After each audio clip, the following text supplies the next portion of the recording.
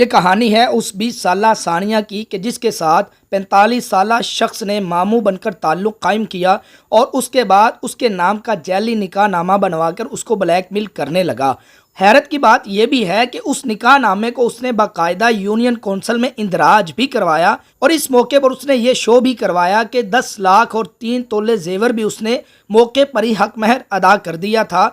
अब ये गैंग किस तरह मुतहर्रिक है, आइए मुकम्मल कहानी जानते हैं। मौलवी ने भी उन्नी सजा वे उन्नी मुजरम ਨੂੰ ਵੇ ਉਹਨੇ ਅੱਗੇ ਵੀ 13 ਸਾਲਾਂ ਬੱਚੀਆਂ ਦਾ ਨਿਕਾਹ ਕੀਤਾ। ਇੱਕ 13 ਸਾਲ ਦੀ ਬੱਚੀ ਦਾ ਨਿਕਾਹ ਕਰਕੇ 1.5 ਲੱਖ ਰੁਪਈਆ ਦਿੱਤਾ। ਸਰ ਜੀ ਐਸਾ ਕੋਈ ਸ਼ੱਕ ਹੀ ਨਹੀਂ ਸੀ। ਜਦੋਂ ਇੱਕ ਬਾਹਰੋਂ ਆਂਦਿਆ ਧੀ ਭੈਣ ਦੇ ਸਿਰ ਤੇ ਇੱਕ ਬੰਦਾ ਪਿਆਰ ਆ। तुम थाना कचहरी आई तो मैं तुम्हारे मुंह पे तेजाब फेंक दूंगा, तुम्हारे अब्बू को कत्ल करवा दूंगा। सोशल स्टोरीज चैनल को सब्सक्राइब कीजिए और साथ बेल आइकन को दबा दीजिए ताकि हमारी हर आने वाली तमाम वीडियोस से आप बाखबर रह सकें। अस्सलाम वालेकुम नाजरीन, आपका मेज़बान आबिद रहमत आपकी खिदमत में हाजिर है और आप देख रहे हैं सोशल स्टोरीज़। नाजरीन, 20 साला सानिया अपनी माँ के साथ कपड़े धो रही है कि अचानक उसके भाई के व्हाट्सएप पर एक मैसेज मौसूल होता है और पता चलता है कि घर बैठी बिठाई इस बहन का निकाह हो चुका है। बड़ी परेशान होती है वालदा, बड़ी परेशान होती है और इस ख़ानदान के पाँव से ज़मीन निकल जाती है और ये परेशान होते हुए घर छोड़ने का इरादा करते हैं। लेकिन फिर वकील से जब रब्ता होता है तो पता चलता है कि ये निकाह नामा एक जैली है और इसी तरह ये यूनियन कौंसिल में भी इसका इंदराज हो चुका है। निकाह करने वाले के पास गवाहान भी मौजूद हैं, गवाही भी देते हैं। हैरत की बात है कि इस बेटी का ये कहना है कि मैंने ये निकाह किया ही नहीं, मुझे पता तक नहीं है आखिर ये निकाह हुआ कैसे और इस ख़ानदार को लूटने का इरादा किस तरह बनाया गया। आइए जानते हैं इन्हीं से। अस्सलाम वालेकुम। वालेकुम सलाम। अच्छा माँ जी, आप पहले ये बताइएगा कि आपकी बेटी का निकाह हुआ है? नहीं। तो फिर ये निकाह नामा कैसे आया, इनको कैसे मौसूल हुआ? 18 तरीक ਨੂੰ ਮੇਰੇ ਬੱਚੇ ਦੀ WhatsApp ਤੇ ਨਿਕਾਹ ਨਾਮਾ ਆਇਆ। ਅਸੀਂ ਵੇਖਿਆ, ਮੇਰੇ ਬੱਚੇ ਪੜ੍ਹੇ ਨੇ, ਉਹਨਾਂ ਨੇ ਦੱਸਿਆ ਮਾਮਾ ਇਸ ਤਰ੍ਹਾਂ ਸਾਨੀਆ ਦਾ ਨਿਕਾਹ ਨਾਮਾ ਆਇਆ। ਅਸੀਂ ਪੁੱਛਿਆ ਸੀ ਤੇ ਕੋਈ ਨਿਕਾਹ ਨਾਮਾ ਕੀਤਾ ਹੀ ਨਹੀਂ, ਪੜ੍ਹੋ ਅੱਛੇ ਤਰੀਕੇ ਨਾਲ। ਅਸੀਂ ਫਿਰ ਥਾਣੇ ਲੈ ਗਏ ਫਰੋਜ਼ ਵਾਲੇ, ਉਹਨਾਂ ਨੇ ਕਿਹਾ ਵਾਕਈ ਤੁਹਾਡੀ ਬੱਚੀ ਦਾ ਨਿਕਾਹ ਨਾਮਾ ਆਇਆ। ਸਾਨੂੰ ਮਹੀਨਾ ਹੋ ਗਿਆ, 18 ਤਰੀਕ ਤੋਂ ਕਿੰਨੀ ਤਰੀਕ ਹੋ ਗਈ। ਅਸੀਂ ਬੜੀ ਛਾਨਪੁਨ, ਸਾਰੇ 2 ਨੰਬਰ ਡਾਕੂਮੈਂਟ, ਸਾਰੇ ਕਾਗਜ਼ 2 ਨੰਬਰ ਨਿਕਲੇ ਨੇ, ਜੱਜ ਸਾਹਿਬ ਕੋਲ ਵੀ ਪੇਸ਼ ਹੋਏ ਨੇ। 9-10 दिन बंदे 3 फड़े गए ने, 9-10 दिन रिमांड ते भी आंदे ने। ਅਸੀਂ ਹੁਣ जेले भेज छड़िया। अच्छा, ये निकाह नामा करने वाला कौन था और किसने दावा किया था मैंने इसे निकाह कर लिया? ਭੋਲਾ ਸੀ, ਨਵਾਜ਼ ਮੁਹੰਮਦ ਨਵਾਜ਼ ਭੋਲਾ ਸੀ ਤੇ ਭੋਲੇ ਦੇ ਨਾਮ ਤੋਂ ਹੀ ਉਹਨੂੰ ਜਾਣਿਆ। ਮੇਰਾ ਭਰਾ ਬਣਿਆ ਸੀ, ਮੇਰੀਆਂ ਭਣੇਵੀਆਂ ਮਾਮਾ ਇਹਨਾਂ ਨੂੰ ਭਣੇਵੀਆਂ ਕਹਿੰਦਾ ਸੀ। ਜਦੋਂ ਇਹਨੂੰ ਮਾਮੂ ਕਰਕੇ ਕਹਿੰਦੇ, ਬਾਹਰੋਂ ਆਂਦਾ ਇਹਨਾਂ ਦੇ ਸਿਰਾਂ ਤੇ ਪਿਆਰ ਦਿੰਦਾ ਸੀ। यानी ये इसका मामू बना हुआ था जिसने ये निकाह नामा जैली तैयार करके इससे बीवी होने का दावा किया। अच्छा, आप हमें ये बताइएगा कि आपने निकाह किया है? नहीं, मैंने नहीं निकाह किया। तो फिर किस तरह आपका वो मुंह बोला मामू था और उसने ये दावा कर दिया कि उसने आपसे निकाह कर लिया है? क्या आपका रुझान था या उसका कोई रुझान था? क्या वाक़या क्या पेश आया था असल में? मुझे नहीं पता, क्योंकि वो हमें प्यार देते थे और हम उनको मामू ही कहते हैं। वो मेरे मामू थे, मामू है, अभी भी मामू ही हैं। तो जो उस पर दस्तखत हैं और जो उस पर अंगूठा लगा वो किसका है? वो मेरा नहीं है, मैंने कभी भी नहीं किए, ना साइन ना अंगूठा लगाया है। तो अब आप क्या चाहती हैं कि क्या होना चाहिए जब आपको ये पता चला था कि आपका निकाह हो चुका है, हालांकि आपको पता ही नहीं था, घर बैठे बिठाए आपको निकाहनामा मौसूल होता है, तो फिर आपका रद्द अमल क्या था? बस मैं यही चाहती हूँ कि उसको सख्त से सख्त सज़ा मिले, असल मुजरिम को पकड़ा जाए। तो नाज़रीन, पुलिस का भी ये कहना है कि ये ऐसा गैंग है जिसने कई लड़कियों के साथ इस तरह किया है कि उनसे ताल्लुकात उस्तवार करते हैं और फिर जैली निकाह नामा तैयार करके उनसे एक निकाह पेश करते हैं और कहते हैं कि ये मेरी बीवी है, मुझे पेश की जाए। अच्छा, अगर आप ये खुला का दावा दायर करते हैं, ये समझते निकाह जैली है, तो आपको वो ब्लैकमेल भी करता है इस हवाले से? जी, वो कहता है कि अगर तुम थाना कचहरी आई तो मैं तुम्हारे मुंह पे तेजाब फेंक दूंगा, तुम्हारे अब्बू को कत्ल करवा दूंगा। धमकियां देता है वो मेरे रिश्तेदार वालों को, कहता है यही। तो उसने हक महर में आपको क्या, वो क्या कहता है, मैंने क्या दिया है आपको? अगर आप खुला लेती हैं तो आपको क्या देना पड़ता है? 10 लाख रुपए और 3 तोले जेवर है।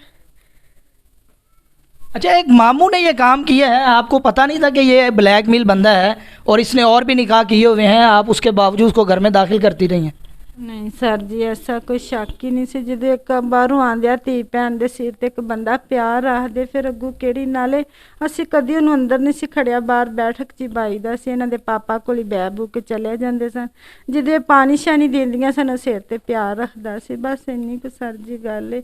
ਬਸ ਉਹਨੇ ਨੂੰ ਸਜ਼ਾ ਦੋ, ਇਹਨੇ ਜੋ ਸਾਡੀ ਬੱਚੀ ਨਾਲ ਕੀਤਾ ਅੱਗੂ ਨਾ ਕਰੇ। ਮੌਲਵੀ ਨੂੰ ਵੀ ਉਨੀ ਸਜ਼ਾ ਵੇ, ਉਨੀ ਮੁਜਰਮ ਨੂੰ ਵੀ ਵੇ। ਉਹਨੇ ਅੱਗੇ ਵੀ 13 ਸਾਲਾਂ ਬੱਚੀਆਂ ਦਾ ਨਿਕਾਹ ਕੀਤਾ, ਇੱਕ 13 ਸਾਲ ਦੀ ਬੱਚੀ ਦਾ ਨਿਕਾਹ ਕਰਕੇ 1.5 ਲੱਖ ਰੁਪਈਆ ਦਿੱਤਾ ਲਿਆ ਏ। ਸਰ ਜੀ ਇਹਨੂੰ ਮੌਲਵੀ ਨੂੰ ਵੀ ਉਨੀ ਸਜ਼ਾ ਵੇ, ਉਨੀ सजा साढ़े मुजरम ਨੂੰ ਹੋਵੇ, ਭੋਲੇ नवाज। तो नाज़रीन, इस सारे वाक़े से जो बात समझ आती है वो ये है कि किसी भी गैर मर्द को घर में दाखिल ना होने दें। जिस तरह इस्लाम ने हमें मना फरमाया है, मुँह बोला बेटा है, मुँह बोला मामू है, कोई भी है, लेकिन एहतियात ज़रूरी है कि एक मामू ने अपनी भांजी से इस तरह निकाह कर लिया है कि उसको पता नहीं है। और ये वाक़या एक नहीं है, कई वाक़यात हो चुके हैं और होने वाले हैं। अगर बंद ना बांधा गया तो यकीनी बात है हमारी माएँ बहनें बेटियां घर में मौजूद होंगी और हमें निकाहनामे मौसूल होना शुरू हो जाएंगे और पता चलेगा। अगर हम खुला का दावा दायर करेंगे या कोई ऐसा मामला करेंगे, वो हमें ब्लैकमेल करेंगे। ये तो वो लोग थे जिनके लिए एक वकील ने बतौर रज़ाकार ये काम किया कि इनके लिए उन्होंने कोशिश की, इस वजह से ये केस यहीं पर रुक गया है। वरना यकीनी बात है या तो ये घर छोड़ के भाग जाते या फिर ये 10 लाख और 3 तोले जेवर सोना उनको अदा करते और उसके बाद इनकी जान छूटती, या फिर ये छोटी सी बच्ची जो 20 साल उम्र, अभी शनाख्ती कार्ड भी नहीं बना, उसके पास चली जाती और वो उसके साथ क्या रवैया इख्तियार करता या कहाँ बेचता कोई भी नहीं जानता था। तो नाज़रीन, इस हवाले से लाजमी हमें भी एहतियात करनी चाहिए और कानून को भी चाहिए। इसी हवाले से हम जानेंगे इसके वकील से कि वो क्या बात करते हैं और ये केस किस हद तक जा चुका है। तो नाज़रीन, हमारे साथ वक़ास साहब मौजूद हैं जो सीनियर वकील हैं और इस केस को परसू कर रहे हैं, और इनसे जानते हैं यूनियन कौंसल का जो निकाहनामा है क्या ये हकीकत पे मबनी है। इसी तरह जो निकाहनामा एक और है जो उलमा या मौलवी साहब जो निकाह पढ़ाते हैं उनके पास होता है, ये भी ओरिजिनल है या इसकी क्या हकीकत है, और इसी तरह उस मुलजिम पे कौन सी दफ़ात लगेंगी। अस्सलाम वालेकुम सर। वालेकुम सलाम। अच्छा सर, आप ये पहले बताइएगा, ये जो निकाहनामा है यूनियन कौंसल में इंदराज हो चुका है, इसकी क्या हकीकत है। सर, इसकी कोई हकीकत नहीं है। ये ऐसे ही है कि जैसे किसी चीज़ को किसी के साथ साजबाज करके हम लोग गलत किस्म का बना लेते हैं। जैसे ये पहला निकाहनामा है, आप इसको दिखाएं स्क्रीन पे। ये एक निकाह ख्वां ने रजिस्टर्ड निकाह खां ने निकाह कर दिया, उसके बाद ये यूनियन कौंसल में गए हैं, उन्होंने जाके इसको रजिस्टर करवा लिया। मगर यूनियन कौंसल वाले ने जो इन रिटर्न और आके पुलिस वालों को बयान भी दे दिया है कि ये एक जाली है और ये फ़र्ज़ी है। जो बाकी रह गई कानूनी कार्रवाई, इस पर 420 लगी है, 468 लगी है और 471 लगी है। ये तीनों दिफात अलग अलग हैं। कानून में चीटिंग करना और एक जाली डॉक्यूमेंट को बनाना, और 71 होता है किसी भी डॉक्यूमेंट को इस्तेमाल करना। उन्होंने वाकई इस डॉक्यूमेंट को इस्तेमाल किया है। यूनियन कौंसल एक सरकारी अदारा है, वो किसी का प्राइवेट ऑफिस नहीं है। उधर गए, जाके रजिस्टर्ड करवाया, हर चीज़ के।